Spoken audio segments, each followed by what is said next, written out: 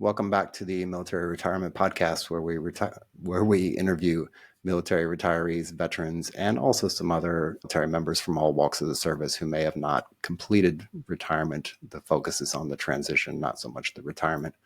Today I'm sitting with Jeffrey Buchanan, retired general from the U.S. Army, served 37 years, and we're going to get into some good discussions and have fun with this conversation. So at the beginning, let me just actually welcome you first and also ask you real quick, what would make this interview a success for you? I think if you can pull me in some directions that help everybody understand they need to find the right path for them.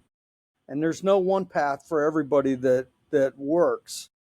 And, my career was very unique. Went in a lot of different directions that were sort of unexpected, but in retirement, I'm doing a lot of things and I'm finding my path still. I'm not exactly sure what it is, but I certainly did not follow what was typical, go to work for some defense contractor or go back to work for the government kind of thing. Yeah, that's what I really, really appreciate about your kind of journey and where you've ended up in life. A lot of people do fall down that path. They go down that path of jumping out of uniform straight into the civilian attire at the same job and the same location, or something very similar to those lines. And that's what I definitely like. It's very unique about your path. As far as getting into the military, can you put us in a place and time, like what physical location you were at, and then what kind of things, or maybe the self-talk in your head, or the decision to raise your hand and join the military? Where did that happen? How? Well, I grew up as an Army brat. I was born in Heidelberg, Germany. We lived all over the place. My dad was a helicopter pilot, a couple of tours in Vietnam. So I grew up with the Army as an important part of my life, but probably more importantly than the Army or having a dad as a soldier was growing up with what we now call Army values. Back then, they weren't formalized in the same way that they are now, but that was the life I lived, and I grew to appreciate that. So it was a natural fit that when I was in high school, I applied for an Army ROTC scholarship. My grades were not good enough in high school to earn one. That was okay. I went and started my first year of college and joined ROTC, and then my grades in college were better, and I got a 3-year scholarship. And I kind of looked at it the way I always looked at it was early on was people would ask me, they knew my dad was a soldier. By then, my dad had passed away on active duty, but they said, people would ask me, are you in it for life, or are you a careerist, those kinds of things. And I would say, I don't know. I want to stay as long as I'm having fun and making a difference. Probably about 10 years into it, I decided, well, I still want to stay as long as I'm having fun or making a difference. But I know that there's going to be some tough times. Sometimes I'm going to work for a jerk or something. The good news is, those things change. There's a lot of change and transitions in the military. So even if I'm working for a guy that I'd rather not be working for, that'll change over time. And I'm still going to stay for as long as I'm having fun and making a difference. And there I was at 37 years when I finally took my uniform off and had a blast throughout it. And don't get me wrong, I had some very bad days, tough days, but all in all, I wouldn't trade it for anything. Yeah, I mean, you've done multiple deployments down to the sandbox, and you've seen quite a bit of things over your time. I kind of want to ask you, over that time frame, that 37 years, from starting out to mid-career to then end career, when did you actually start to think about retirement? Like, was it 5 years out where it wasn't even on the radar, and then one day you woke up and decided, hey, this is enough, I'm good? Yeah, no, actually, it was. I was a colonel, and I had just come back from my second tour in Iraq. I was the G3 at Army North. We just stood up Army North as a land component commander under Northcom. This was 2006. And I had intended to retire after that assignment. I just had just given up brigade command, and I thought, okay, this is great. And then I got a call, and basically they weren't telling me that I was selected for promotion to brigadier general, but that's what it meant. They were sending me to Fort Drum. And so everything kind of changed after that. And even though I intended on retiring, I went ahead and thought, I can make a difference at this next level. I'll stay. It was really funny when I came home that night and I told my wife, "Hey, I think they're going to promote me to brigadier general." The very first words out of her mouth was, "Is there any recourse?" Because she kind of knew what it meant. And then there was, then I spent 12 years as a general officer, retiring as a lieutenant general, and lots of different things. Three more combat deployments, but it. But I thought about retirement every year after that because I just wasn't sure when the Army was going to be done with me. And at one point in time, it got to the point where it's the right time. They were the leadership of the Army potentially wanted me to put my name in the hat to do something else, and I thought I wanted to go out on what I determined was a high note, and I could actually better help the Army for 1 year where I was stationed, and so I stuck with that. And so yeah, I thought about it for 12 years before finally making the real decision to retire. Right. And I know we wanted to definitely hit on family. Of course, your family history, your father, you said you had mentioned before we started recording, your son is about to get promoted to lieutenant colonel. It seems like there's a deep, deep rooted family military history. I'm wondering a couple things. Does that kind of, has that really shaped your ability to then latch on to the official Army values and kind of incorporate that into your soul, into your being? And then on that same note, did any of that conflict with, say, family life with your wife and your children? And of course, we don't have to go too deep into it. Yeah. I don't want to bring So anybody else so into the mix. right. Yeah. So thanks, John. I started off talking about Army values and the life I grew up in, and why being in the Army, resonated with me. And I was, I'd been in Boy Scouts and everything, backpacking, and so I'd learned about things like leadership by example and everything before I was ever in the military. And obviously, I learned it from my dad. I think the reason that I loved what I was doing so much as a soldier is that my personal values lined up so well with the Army values. And they just, every one of them, loyalty, I mean, we tend to think of loyalty as up the chain of command. But what I learned through my own personal experience and then watching others that I admire, no, loyalty down the chain of command, loyalty to your peers is just as important, as loyalty up the chain of command, and the ultimate loyalty being to the Constitution and these kinds of things.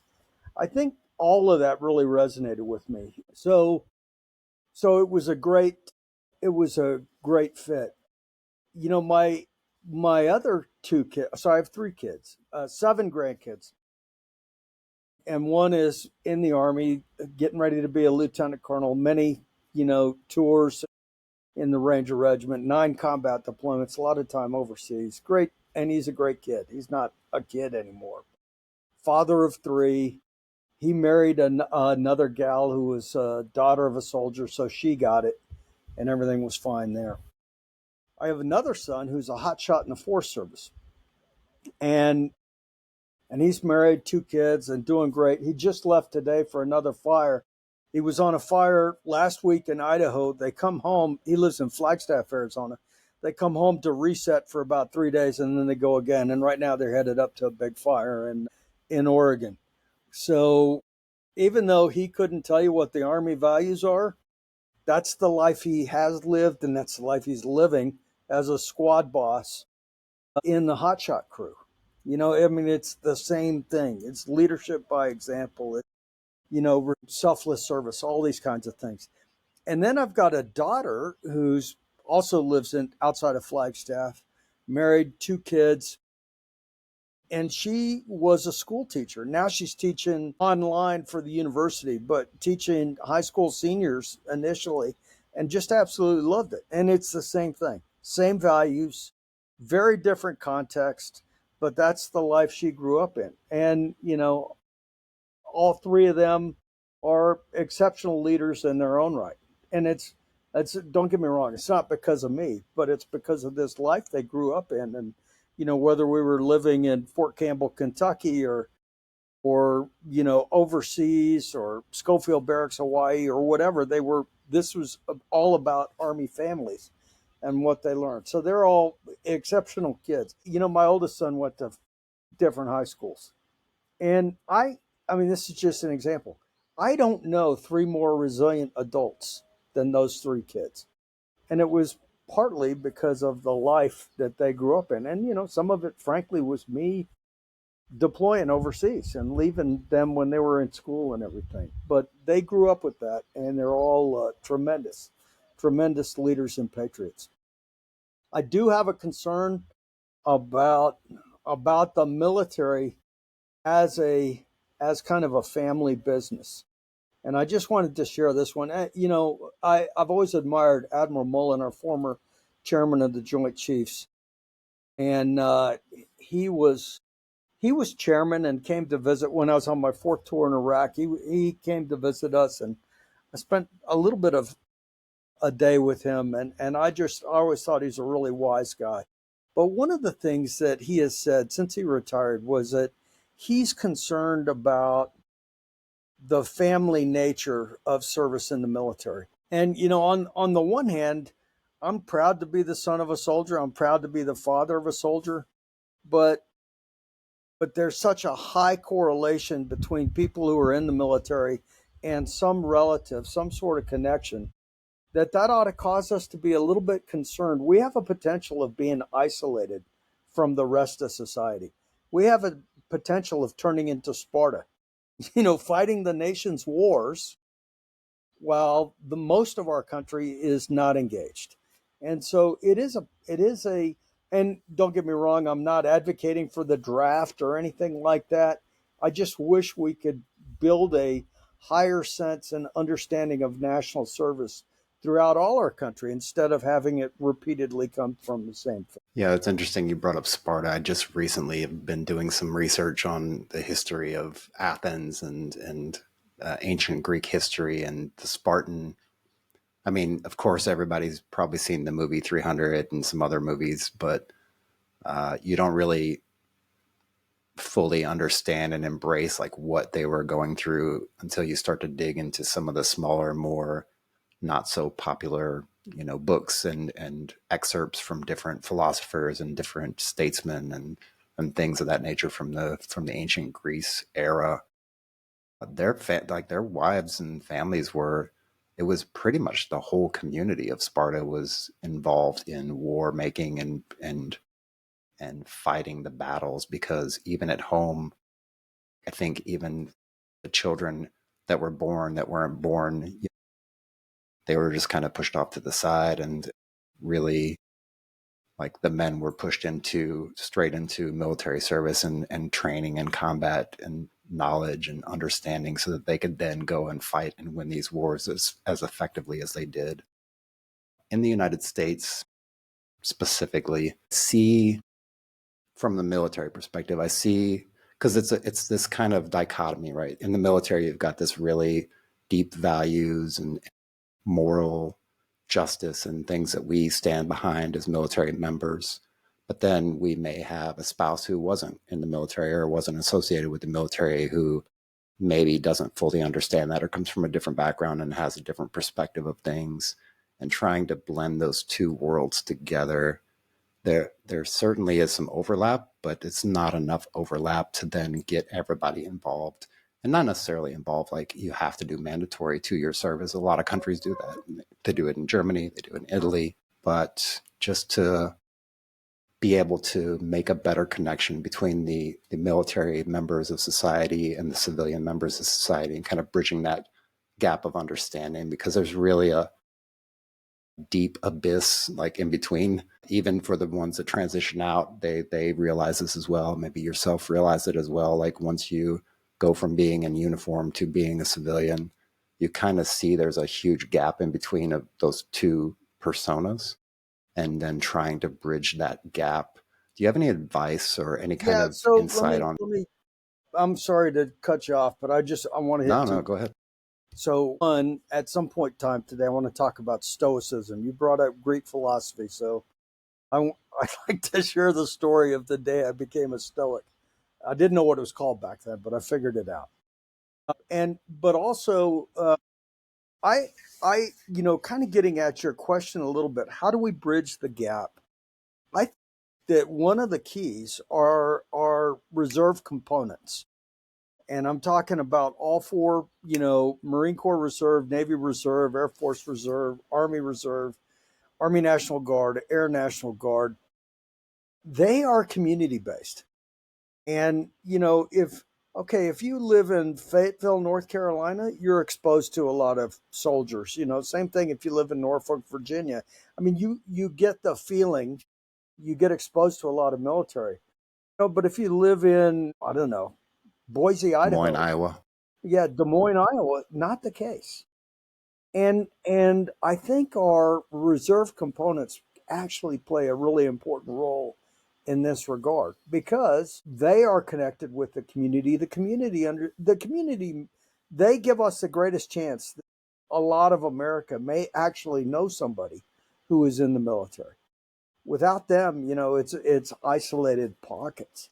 And so I think that they have a really important, whether it's intentional or not, a really important role as ambassadors for the rest of the military, but also as conduits for information from civilian world back into the military, which can be fairly closed.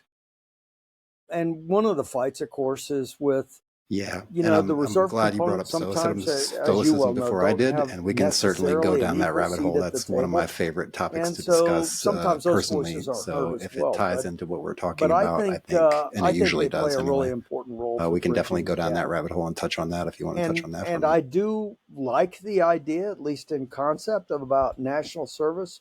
I'm not suggesting that everybody should be in the military, but I do think that people should understand the power of serving others and the importance of that. Do you have Hi me again? again.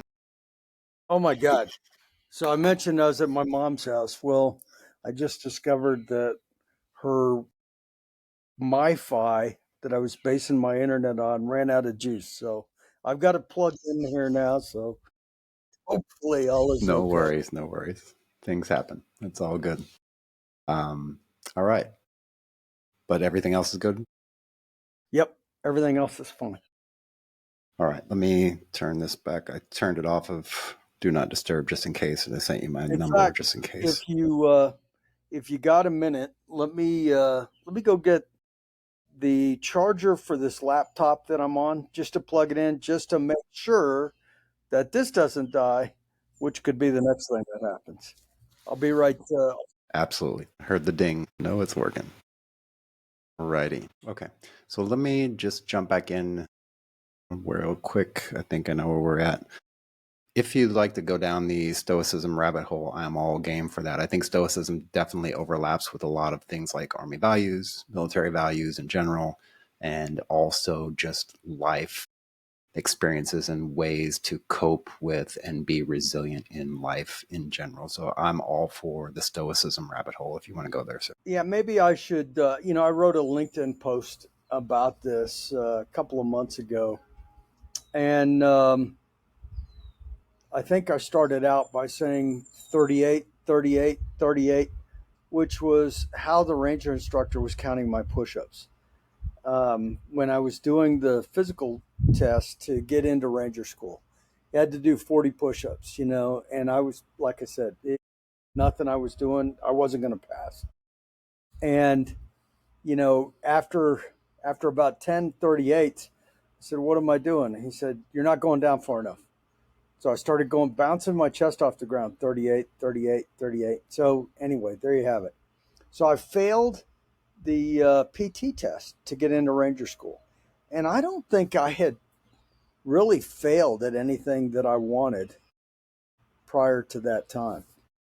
And so as a result of that failure, we got moved into a group of guys. We actually did PT 2 or 3 times a day for a week, so not much recovery. I mean, we were getting smoked every day for a week. And then at the end of it, we took another PT test, but and to see if we could pass and get in.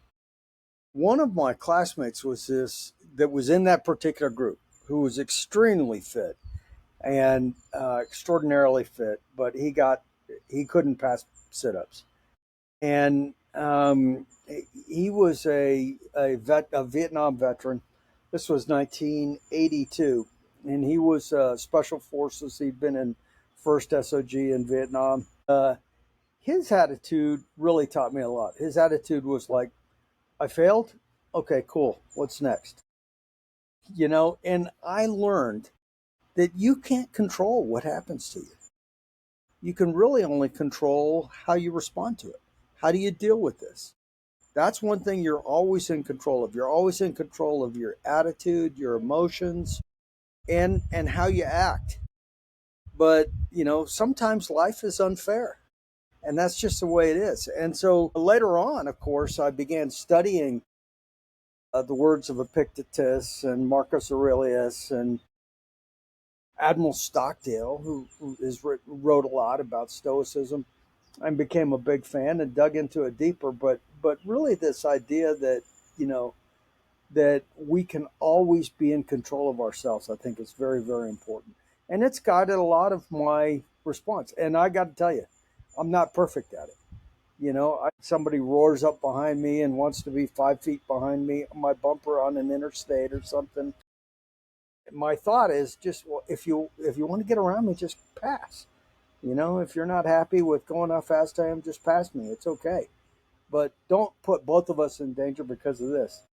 But my reaction is usually not that calm initially. And so again, I'm a work in progress.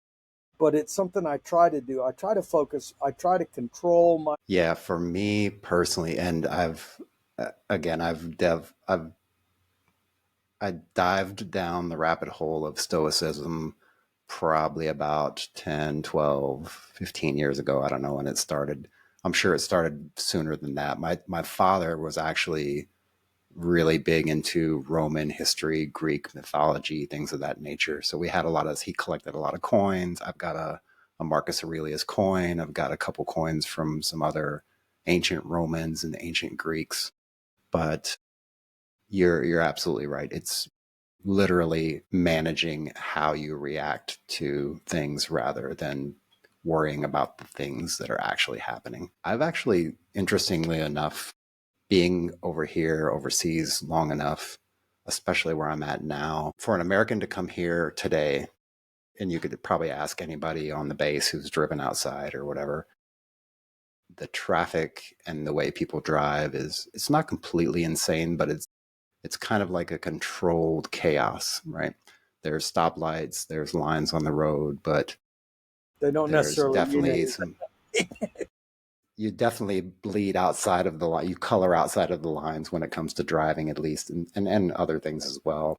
And I've actually found myself becoming even more calm when it comes to things like bad drivers around me, people walking out in front of cars and things like that. Like it's really helped me. And maybe it's because of the fact that just everybody does it and it's just part of the culture and it's part of who you can tell who isn't from here by the people that actually stop at the stoplight and wait for the cars to go by before they try to cross the street. That's how you can tell they're not from here. Because everybody else just kind of finds the opportune moment and then starts to walk, and then the cars kind of slow down and let them go across or whatever. Usually that's generally how it works. But so in that discovery of Stoicism, in that discovery of just figuring out how to actually respond to things, and it's not a perfect, I don't think there's ever a pinnacle of Stoicism that you're going to reach as a person, as a human being, because it's a continual effort, like everything else good in life, like having a good marriage, having a good career, having a good financial situation. It's a constant effort and a constant reevaluation and a constant effort after that. Like there's no real pinnacle? Because I don't know what your experience is, and maybe that's something I can ask you real quick, is when you get to the peak of the goals or where you want to be in your career or in life, once you reach that peak, what do you see on the other side of that summit? Yeah, for me, my goal was honestly to be a battalion commander. That's really the job I wanted to do and where I thought that I could do the most good. And arguably, it was the best job I ever had. And now that ended, you know, 20 years before I actually left the military. I mean, I finished, I was a battalion commander from a little bit less than 20 years, I guess, but 1999 to 2001. And I absolutely loved it for all kinds of reasons. But, but then I thought, okay, so after this, what's next? I think the thing that it did for me, um, yeah, I could make fun of it and say, well, it was all downhill after that or whatever. But what it did for me was actually freed me up. It freed me to follow my heart and to do what I wanted to do or go to somewhere because I thought I could make the biggest difference or something else that I maybe would have taken a different path if I was trying to achieve a certain thing within the Army. I'll, I'll give you a couple of examples. One, when I was leaving, the first one happened when I was leaving battalion command, and my commander wanted me to put in to be the Division G3. This was in the 101st. And I had decided I wanted to go to either Fort Polk or Fort Irwin to be a trainer at one of our training centers because I loved being a battalion commander and I thought I could help the Army most by coaching, teaching, mentoring other battalion commanders. My brigade commander, though, wanted me to put in to be the Division G3. And I'd been a battalion S3 and a brigade S3 in the 101st. I knew what the G3 did. Basically, the G3 went to meetings all day. Now, admittedly, this is before we were, before 9/11, but I didn't want to be that guy. And he said, but look, if you become the G3, you're a shoo-in to be a brigade commander. And I told him, look, I'm not, all I wanted to do was be a battalion commander. I don't care about being a brigade commander. I want to go where I want to follow my heart. And so that was an example. Obviously, God's got a sense of humor and things worked out in the end, but but that was an example. Another one was when I was at NT and I got selected for a senior service college. We had to put in where should we go? And I decided that, and my family helped me, we wanted an adventure. So I put in my name in the hat to go overseas. And, you wouldn't believe how many people were counseling me against that, because of lack of networking opportunity or lack of this. It's going to negatively impact your career. And I was kind of like, I don't care. I want to go. We want to go overseas. We want to have an adventure. So we spent a year in Geneva, Switzerland. I was at the Geneva Center for Security Policy for a 10-month course, a senior service college fellowship, if you will.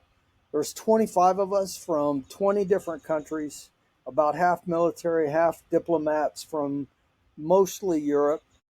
There was several countries that had two participants. There was two Americans, two Brits, two Russians, two Swedes, and two Finns. Everybody else was, you know, a single representative from France or Germany or Poland or whatever. And to me, it was a tremendous education.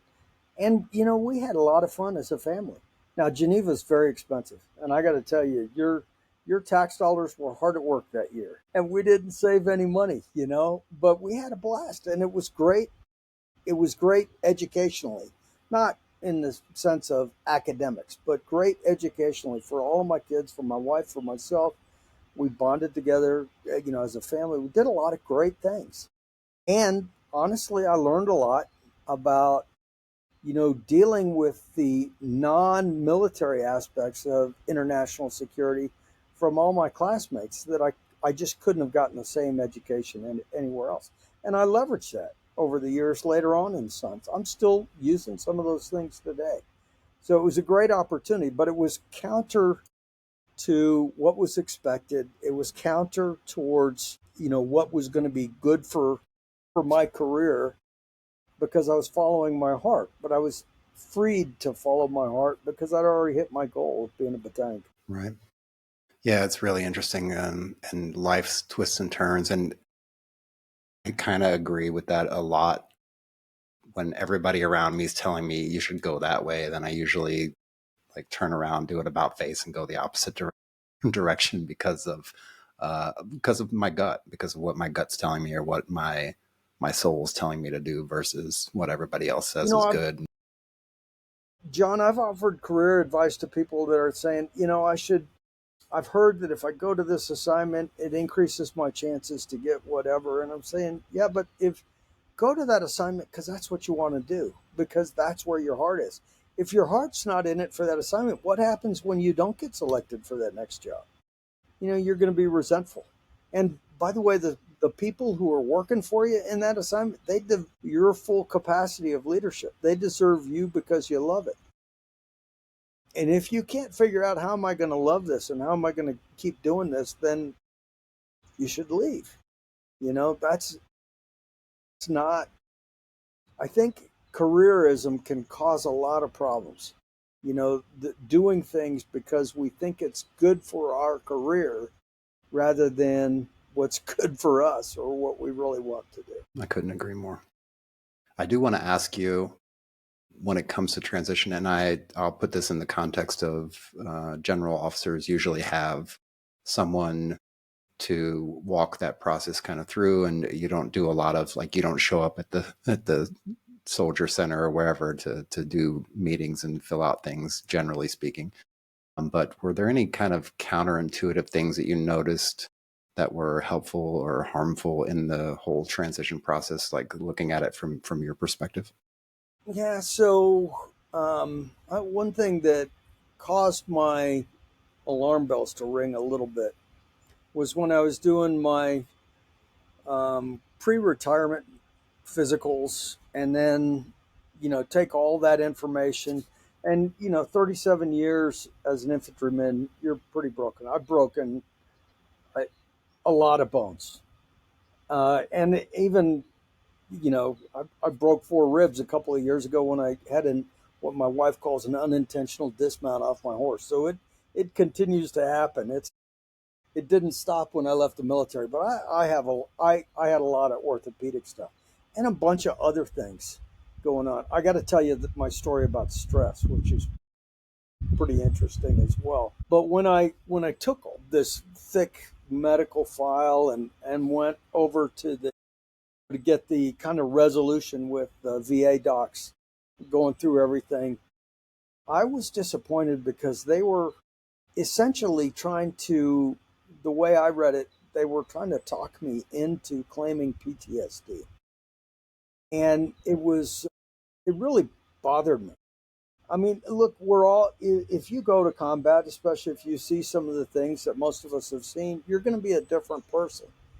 And I believe in post-traumatic stress. I'm not a naysayer or anything like that. And I believe it's a real thing.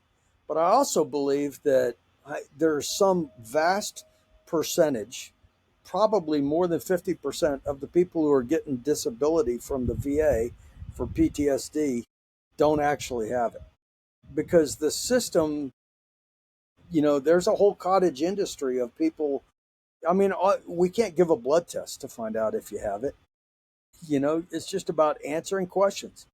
And when you are coached how to answer questions in a certain way, then you have PTSD. And like I said, I'm not a naysayer. I've got a number of friends who actually have it and who need help, and they deserve the help we can give them. But I personally don't get involved in anything that has to do with wounded warriors or things like this because of the abuse in the system.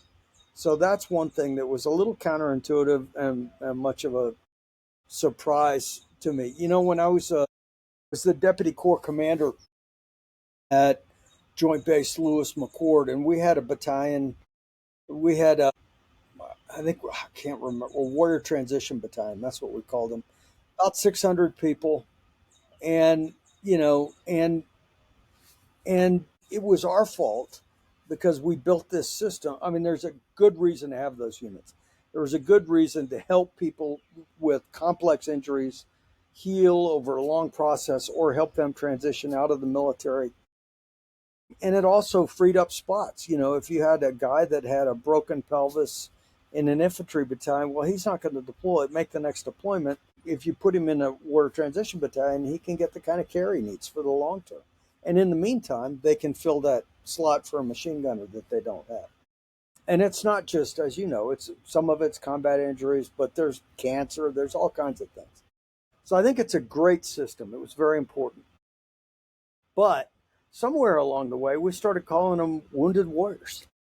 Well, when I was there at Washington State, you know, the system would give us, like, through tremendous donations, you know, people would donate Seahawks tickets. And they all went to this Warrior Transition Battalion to help the wounded warriors.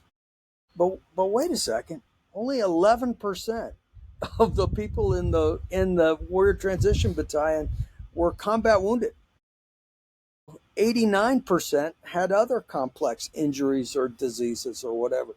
And in the meantime, I got a kid over here in, you know, the 23rd Infantry Regiment, or 23rd Infantry 123, that's been shot 3 times. He doesn't get free Seahawks tickets because he's healed and he's back in the fight. And so again, I don't think any of it was intentional, but there's a lot of abuse of that system, and it has caused me to just withdraw from it. I just don't want to have anything to do with it. I can tell you one thing that I learned in my own transition that I did not do the right thing with, and I would hope others listen to this and maybe it'll resonate with them. If you need surgery, get it. Don't wait until you're retired, because it's just harder. I'd been a runner all my life, you know, got into ultra marathons later on, and you know, admittedly, I probably I abused myself, especially into my 40s and into probably into my 50s. And I started breaking down, and I had this foot problem. It turned out it was a fracture that I didn't know that I had. It had been going on for a couple of months, and then my bones started dying and everything, and down in my ankle. So I went through some treatment while I was in the military, but I sucked it up enough to be able to run again after about 6 months, and then shortly, you know, like 3 months before I retired, the pain started coming back, and I went to see the orthopedist, and he looked at it all, and he said, "Okay, you're going to get surgery someday." He said, I don't know when, but someday you're going to need surgery. Otherwise, you're not going to be able to walk, you know, effectively." And I said, "Well, when will I know?" And he said, "Well, when you have trouble sleeping at night or whatever, you know, you're gonna need the surgery." And so I said, "Well, you know, I've always wanted to backpack the Pacific Crest Trail. Am I still going to be able to do that?" And he said, "Yeah, after you get your surgery, but not before." So I thought about it, and I decided, you know, I still had a couple of months on active duty. I could have probably, because of my rank, I was there at the home of Army Medicine, Fort Sam Houston, you know, the senior dude on post. I could have probably scheduled it and got it. I just said, "No, I'll wait till after I'm retired." Well, 8 months later, you know, I'm back with the same surgeon, now as a civilian, and it's just everything is harder. You know, now I live 200 miles from the nearest military base. Getting the staples out was hard. You know, getting it, you know, I essentially didn't do physical therapy until I talked to an old physical therapist friend who gave me some exercises, some things like that. It was just hard. Everything was a lot harder. So my point is, if you need surgery and you're on active duty, get it while you can, even if it's before you retire, even if it extends your retirement date. Get the surgery. It's just harder when you're retired. Everything's harder. And you attribute that to just you're still dealing with military type medical attention, but you're not in uniform military status anymore. Is that kind of Yeah, it's what you're just pointing different. to? Now I get my medical care through the VA, and it's awesome because we have a great VA medical center here in Southern Arizona. But they're not all created equally. Some places it's harder than others. And I didn't get this surgery through the VA. I actually went back to the same, Brooke Army Medical Center in San Antonio to get the surgery, but I had no follow up through them because now I'm, a 15-hour drive away. And so it was just, everything was harder. I wanted to get a hands free crutch, and the orthopedist says, yeah, that'd be great. But, we can't give you one because you're a retiree. I can order you one, but it'll take 8 weeks. So, I mean, I just went on Amazon and bought one. It's a small example, but things that we take for granted, you would think of leaving the hospital without the latest gear, whatever it is, when you're in the military. It's just harder when you're retired. You wait in lines that you're a different priority, and you should be a different priority. I'm not arguing that. But so my comment though is if you need surgery, get it while you're still on it. Yeah, it's good advice. It's actually the first time I've heard somebody mention that, so I appreciate you sharing that, and then thank you for giving us that Hey, can I advice. tell you what I did upon retirement? I think this is really important. Actually, yeah, I would like to walk through like the rest of like the retirement if you did a ceremony, that kind of thing. But yeah, sure, absolutely. Yeah, well, we can put that stuff aside. Yes, I did a ceremony and the kids were came out and everything, and it was great. It was really great because I had a lot of, I had been a long range surveillance detachment commander back in the 1980s, and four of my non commissioned officers from that unit showed up for my retirement. It was just very, very rewarding. And so, my central message was about all these people who were there for me, but what I learned from all of them, and I would take different groups. And anyway, it was pretty powerful. And it was very, again, very rewarding for me. But so what? So we all have a ceremony. I will say one thing about legacy that I used to say this all the time at retirement ceremonies, when I was officiating somebody's retirement ceremony or something, and I would talk about legacy, and I would say, your legacy is not all those certificates on the wall or medals or things like that. Your legacy is really about people. And in that sense, you're going to continue to shape the military for the next 20 years because 20 years down the road, somebody's going to be thinking, what would John have done in this particular case? And sometimes I still have people that I coach now who are still in the military that just call up once in a while and say, hey, I'm thinking about doing this, whether it's in the military or I'm thinking about transitioning. What do you think? So your legacy is really about people. It's not about stuff. It's not about medals or certificates or promotions or things like that. But here's the important part of what I did when I retired. And here my central message is this. You have no idea how tired you are. I don't care what your rank is, if you've done any kind of time, how many years you have. There's a lot of crap accumulated in your body, and you have no idea how tired you actually are. You don't know how to sleep. You don't, you have to still have an alarm clock probably to wake up, which is an indicator maybe you're not getting enough sleep. But there's the physical aspect, but also the mental aspect of being tired. And so I want to tell a couple of stories, but I think the key idea, the key message is don't be that dude that takes off the uniform on Friday and puts on a suit and tie on Monday and goes back to the same job because you're killing yourself and you're not doing yourself or the organization you're joining any good because you have to take some time to rest. So biggest thing I can say that I would advocate for is put some space between when you're active. Even, if you have transition leave and a bunch of it, great. Use that to rest. But be really careful with jumping into the next high speed thing without taking time to learn to rest.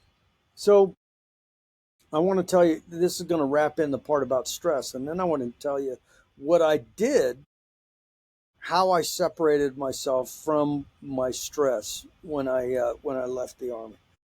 So I came back from my fourth tour in a and this was end of 2011, and I started getting headaches. And I mean, and they were getting debilitated. They were getting worse and worse. And then it got to the point where I was getting headaches every day. And, being a good infantryman, I was eating a lot of Motrin and Tylenol to try to control them. I went and saw the docs, and the Army tried to do tremendous things to take care of me. I mean, they even sent me to Johns Hopkins to do this evaluation, do MRIs or CAT scans and all kinds of stuff so they could figure out what was going on. They couldn't, in the end, they couldn't really figure it out. They ruled out stuff. They, they knew that, I didn't have a mass in my head. There was some suspicious stuff behind one of my eyes, but they ruled out a bunch of things like that. Um, and so, but they couldn't ever figure out exactly what it is. So they tried to treat symptoms. They gave me Botox shots, in the back of my neck and all kinds of things. I was getting all kinds of stuff, and controlling it through drugs. Serious stuff. Again, Motrin, Tylenol, but still not really good. Not good for you in the long term. And this included, a tour in 2015, 16 in Afghanistan. I was still getting these headaches every day. I finally got to my last duty assignment at Fort Sam Houston, linked up with a physical therapist who believed that my neck had been kind of crushed along the way at some point in time, or crunched. And so what she was doing was deep needling in my neck and in my shoulders. And her belief was a lot of the stuff that was happening orthopedically was causing referred pain in my head. And it helped, but it never went completely away. It did help relieve some of the pain. So 7 years I had these headaches, from really the end of 2011 until I retired in 2019. Now, when I retired, I had an opportunity. I have a buddy that I grew up, my best friend from 1969 forward. We were in third grade together. He runs a charter boat out of Homer, Alaska, fishing for halibut and salmon. And as it happened, his deckhand was going back to college in August of 2019. I was still on transition leave until the end of August. I'd given up command in mid-July. And he said, well, why don't you come up here and work as my deckhand for a while? So I went to go work as a deckhand on a charter boat. And it was awesome. No cell phones. Cell phones didn't work out on the water. It was quiet. It was peaceful. It was hard work. Don't get me wrong. I mean, it's manually, physically very hard work. I had to learn to do yoga and stretch and everything because my body was getting beat up, pulling the anchor, bringing in these big fish. I'd have to clean the boat, every night, clean the boat. The next morning, be ready, get everything ready. When people come out, I would teach them how to catch these fish and bait their hooks. And then when they catch a big fish, I'd have to help them get it in. And while we're driving back, I'm on the back of the boat filleting fish. Still have all my fingers, so that's awesome. I got to where I could fillet a salmon in about 45 seconds and a halibut in about a minute 30. But I loved it. Hard work. Here's the thing, though. After 2 weeks, my headaches went away. And they've been gone forever. It was because of stress. You know, I had all these headaches, all this stuff that the Army couldn't figure out. It was just stress. And I was the guy who used to poo poo the stress. And I get it, but I would say, hey, this isn't stressful. Sir, you're going to brief the president. Okay. Well, that's not stressful. Let me tell you what stress is: changing magazines in a firefight. You know, briefing the president is really stress, you know, but I was pretending it didn't exist. At the same time, it was eating me up. And so, here I just got back 4th of July from my 5th year in a row working as a deckhand. I can only do it now for 3 or 4 weeks at a time because it kicks my butt. It's hard. But I have a blast doing it. And it's fun.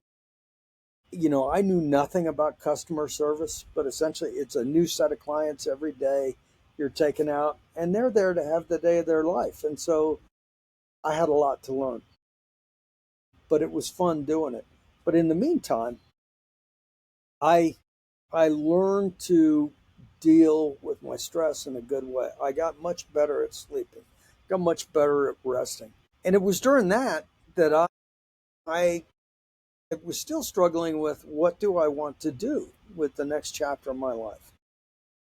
And I wasn't sure, but here's what I ended up that first year of being a deckhand. I decided I didn't know what I wanted to do, but I knew what I didn't want to do.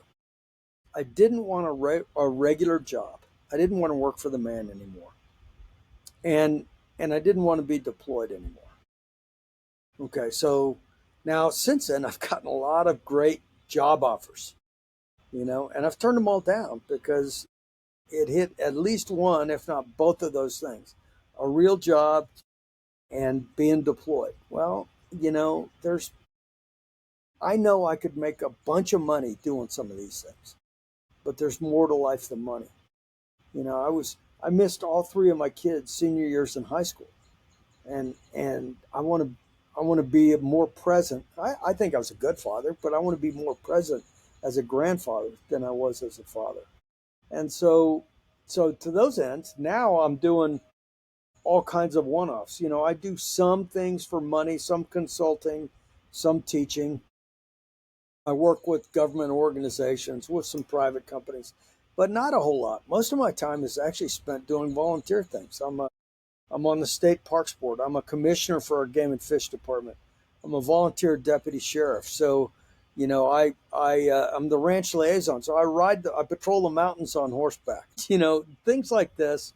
And of course, I'm not getting paid jack for any of those things. But it's leveraging what is still really important to me about Army values, selfless service, and figuring out a way to give back. And that has enabled me to be happy and learn to, and again, I had to learn how to say no, but I'm getting better at it. Yeah, well, I mean, it's also a very humbling experience. I'm not riding horseback, patrolling the mountains. I wish I was. That actually sounds really, really fun. I actually had my first exposure to training and keeping horses in the Boy Scouts a long time ago. So I was in the Scouts as well. But it sounds like to me, and that's like one of my key advices to people as well. But if I'm trying to summarize this without detracting from the overall value of it, but if you don't know what you want to do with your life or what you want to do when you grow up, which is essentially what a lot of people say when they get out of the military, I think one of two things happens. One, you get out and you're just kind of flailing and you're trying to figure it out. The other is you get out and you go straight into a job. And then there's a third alternate path as well, where you get out and you kind of just figure it out and work your network and do things like that. I consistently give people advice to just take the first year off if you can. And that means you have to do a lot of prep work, right? You have to make sure your finances are in order. You have to make sure your house is in order. You have to set a lot of things up to do that. But it's not as difficult as it seems. And then figuring out where you're going to be living at and cost of living and all that stuff. I myself do a ton of volunteer work as well. I do it. This is volunteer work right here.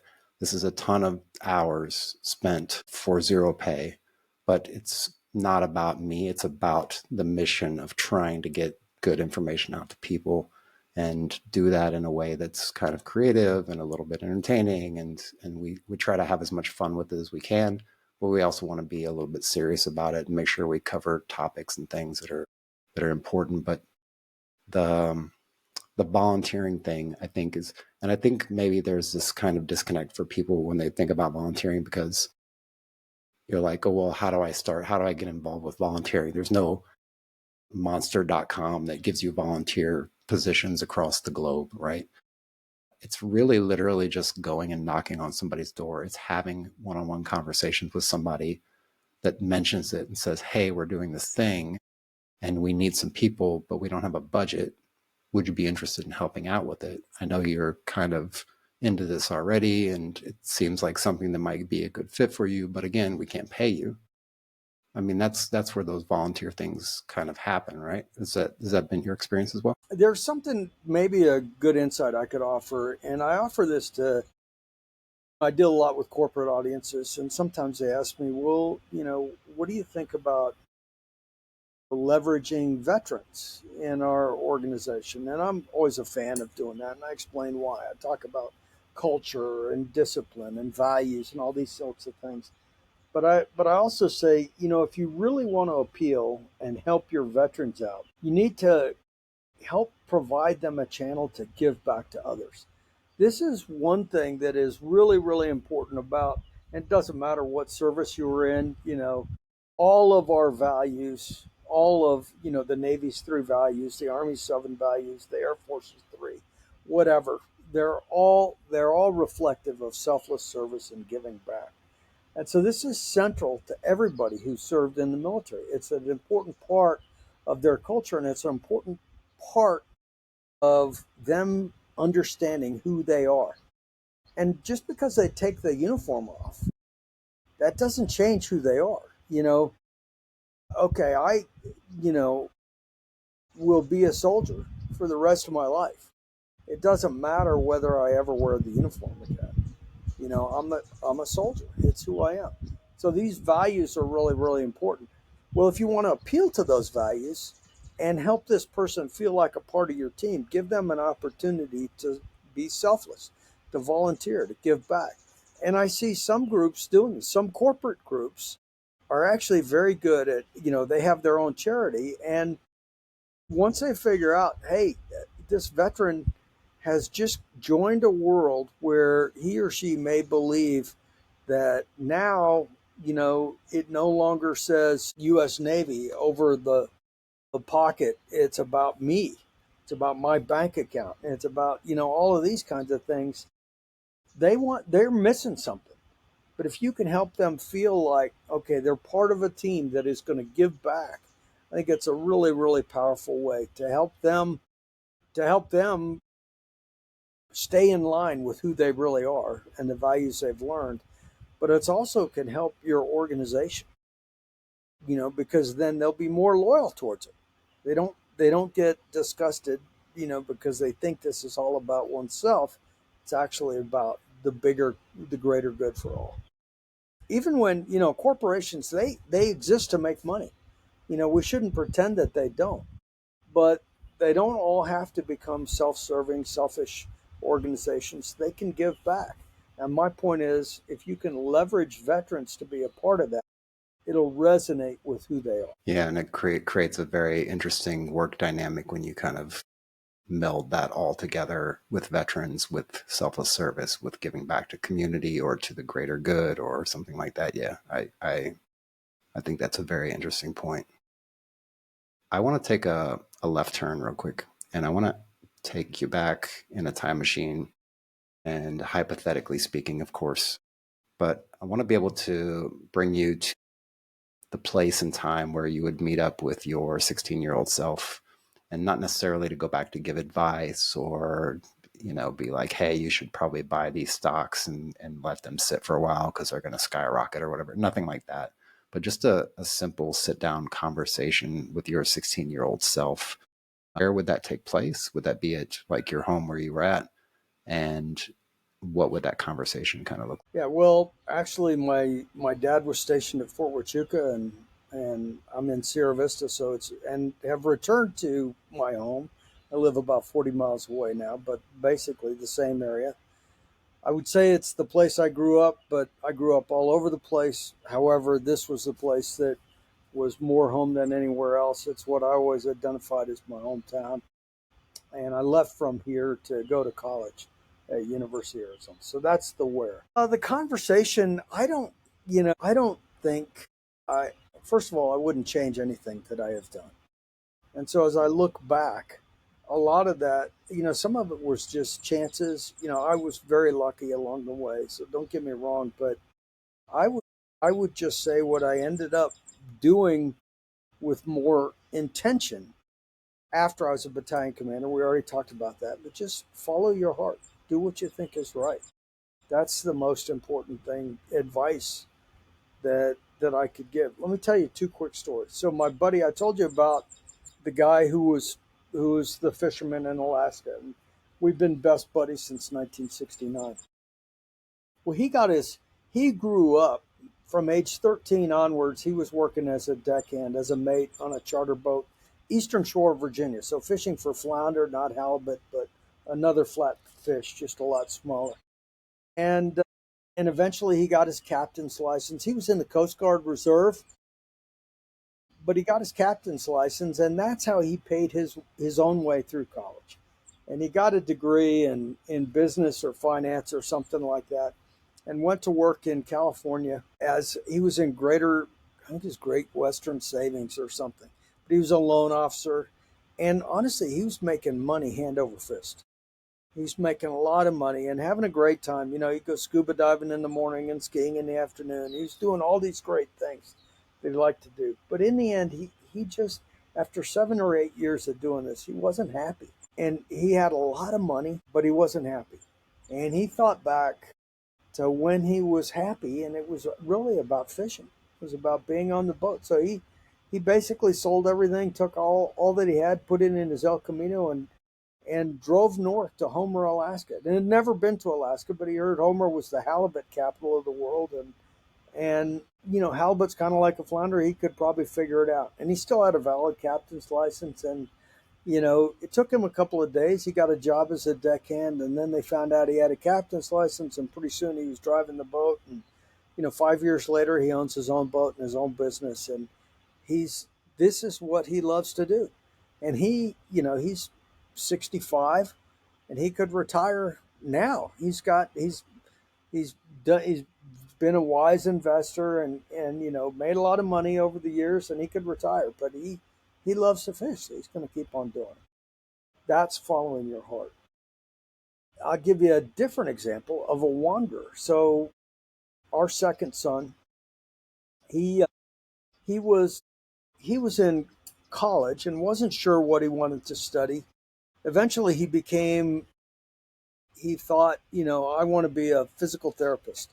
So he was taking all the, you know, anatomy and physiology classes and everything, but not majoring in that.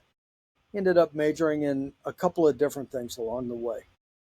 And eventually he figured out that most physical therapists don't aren't, you know, he had kind of learned about this from his brother who's in a Ranger battalion. Every Ranger battalion has their own physical therapist, but he learned that most physical therapists aren't going to work on elite athletes. Work in a hospital, in a clinic, or a lot of people who need physical therapy now, like me, you know, older people and things like this. And he decided, you know, that's not really what I want to do. He ended up getting a degree in French because he was a fluent French speaker, but he had no intent of ever working with a French degree. And he went off and he sowed his wild oats for about 5 years. He was fishing in Alaska in the summer, worked as a snowboard instructor in Montana in the winter. Then he figured out that if you're working as a snowboard instructor, you don't get to snowboard much, you know, with people that know what they're doing. So he got a job as a chef in a restaurant. He worked construction. He got certified as a yoga instructor. He did all these very different things. And, you know, somewhere along the way, he said, I hope you realize, you know, this isn't my life. I'm getting it all out of my system. I'm having fun. And it's like, okay, that's fine. Like I said, it took him about 5 years. Eventually, he moved back to where he went to college, Flagstaff, got on with the Forest Service because he could drive a bulldozer. And then after that, got shifted over to a hand crew in the hot shots. And he's been doing that now for 8, 9 years. I can't remember exactly what, but he loves it. And this is his thing. He loves being a wildland firefighter. He loves everything about it. You know, the very, very physical. I mean, it is unbelievably hard. They're doing a physiology session or study on his hotshot crew, trying to figure out. It's a fatigue study, you know, and they've been taking measurements, and they're about right now halfway through this fire season, and he's already gone. You know, he's lost 5 pounds. He's gone from 9% to 2% body fat. He can't eat enough. you know, um, and they're not withholding food, not like Ranger School. I mean, he can't eat enough because of how hard the work is, but he loves it.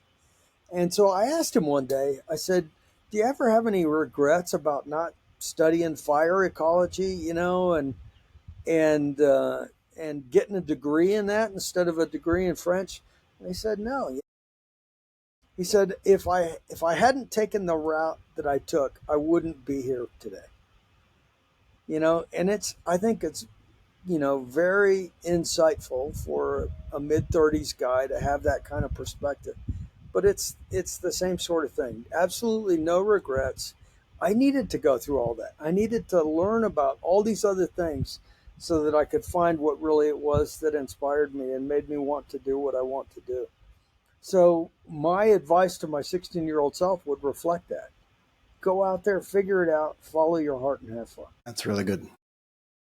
Really, really good. Yeah, it's one of those interesting questions that I ask during the show, and I'm surprised by the broad spectrum of answers that I get back. But yeah, usually the precursor to the answer is usually I wouldn't change a thing, which is right on par.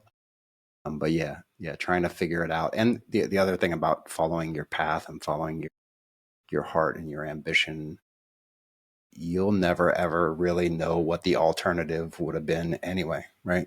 So even as much as you want to try to figure it out, you'll never ever know. You could have taken the path that sounded like the right path and then got hit by a bus on the way to the place where you're going. So you'll never ever know. I want to sit you in front of a group of retiring and transitioning military members, ranging from, say, the E4 mafia all the way up to maybe a sergeant major or a colonel, lieutenant colonel, probably about 20 people. They're doing their transition readiness classes, and they want to give you kind of a keynote, maybe like a small, short TED Talk version of what you would give as far as initial welcome and letting people know about what they're going to embark on this week journey of transition readiness program. What would like the thesis of that talk be? What would be a couple main points that you would want to hit on? Maybe some points that we've already talked about or anything else. I think, if I was talking to a group of sailors, I would go back to, I may get this wrong, but I think it's honor, courage, and commitment are the three core values for the Navy. And so I would draw on those and reinforce their own values, what they hold dear, what has brought them to this point, and talk about who they are, but more importantly, about using those values to be aspirational for everything they're going to do in the future, because it's not going to change who they are. I mean, they learn these values in the Navy or the Marine Corps, and this is something they believe in. And, I think the Marines are probably better at this than any other service.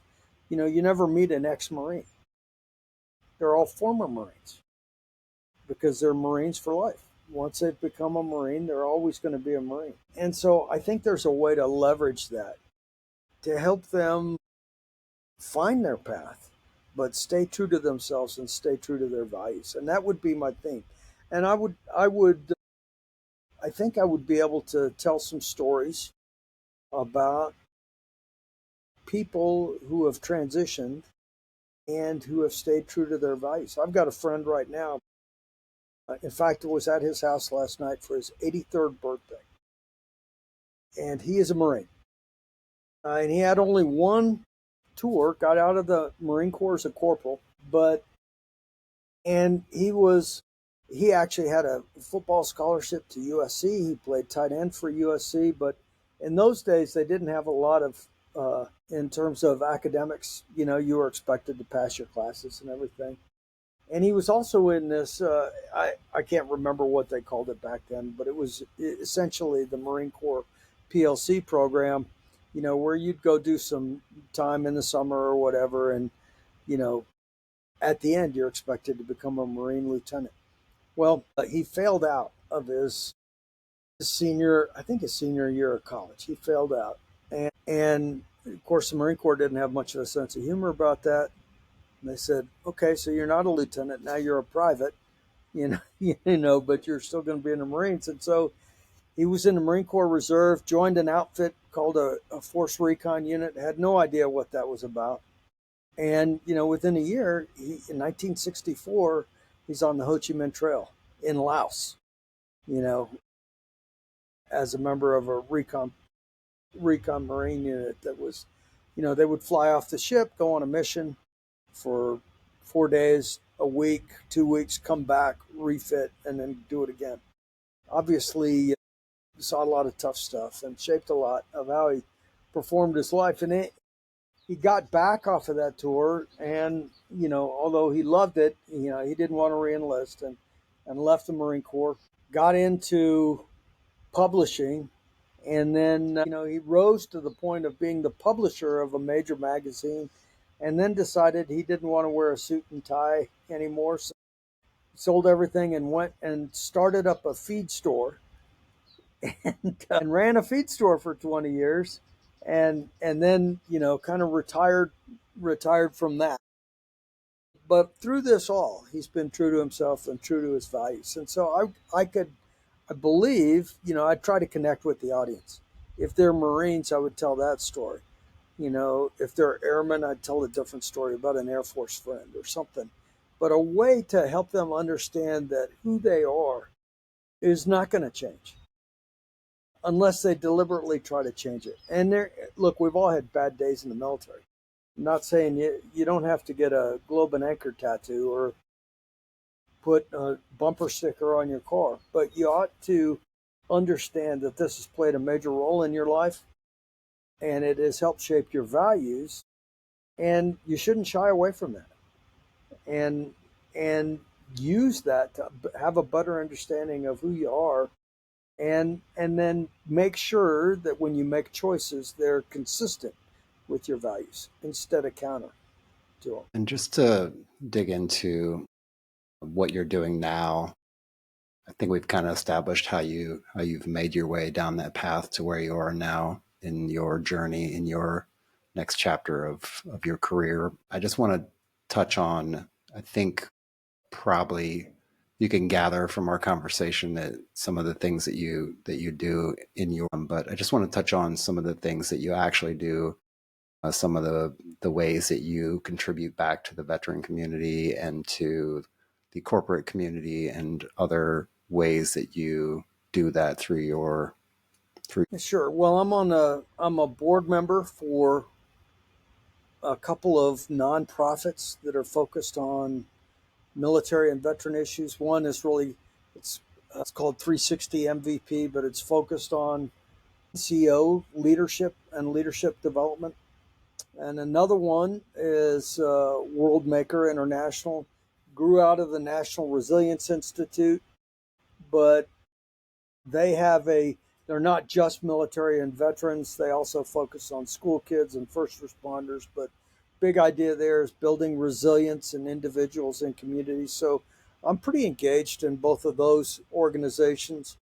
I'm a senior advisor to another group called the Vet Voice Foundation. I am not on their board, but they pull me in to do some things. I was just in a documentary supposed to get released, and actually, I think next week or something is some of the premieres. It's been shown at Sundance and everything, and it's called War Game. But they have pulled me in because they appreciate that I am pretty adamantly nonpartisan, but that I still have a voice on military and veterans issues, and I try to come at them from a logical perspective. They actually asked me to write an op-ed, which I did. I think it was in Newsweek, but it was maybe a year or two ago. There was a big push by some members of Congress to do two things: declare these drug cartels in Mexico dominantly as foreign terrorist organizations, and then send our military across the border to deal with them. So I took that on and I tried to do it as a logical way. First of all, I agree with calling them foreign terrorist organizations, and I laid out the criteria from the State Department and how these particular organizations fit that, harming Americans and doing all kinds of things. So I made that case. But I said that if we declare them foreign terrorist organizations, then we could go after what they really care about, which is money. Then we unleash the power of the United States government to go after their money. But sending the military across the border is a really bad idea. We've done it twice into Mexico, 1846 and 1916. And they still teach that in their school. This instead we have extremely strong relationships both with the military and intelligence apparatus in Mexico, military to military, intel system to intel system, law enforcement to law enforcement. Most people have no idea about it. But the worst thing we could do is alienate them. Instead, we need to reinforce that and get better at sharing intel. And we're actually very good at it now, but we need to make it even stronger. So anyway, that's an example of what I do for Vet Voice Foundation. And they leverage me because I'm nonpartisan, but I try not to stay away from partisan political issues. And I don't endorse people or things like that. I do a lot of work with the corporate world, with FEMA. I still do quite a bit of work with.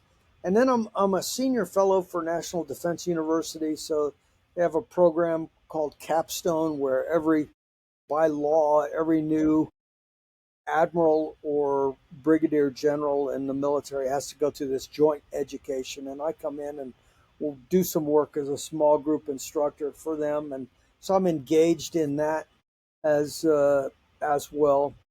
And that's some of what I do and how I give back on veteran issues. That's amazing.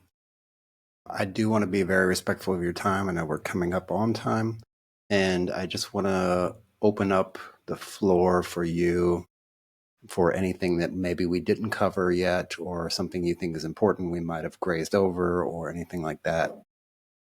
The floor is yours, sir. Well, I know you've got a wide audience. First of all, I'm very happy to stay engaged with the audience. If you want to find me, you can follow me on LinkedIn pretty easily.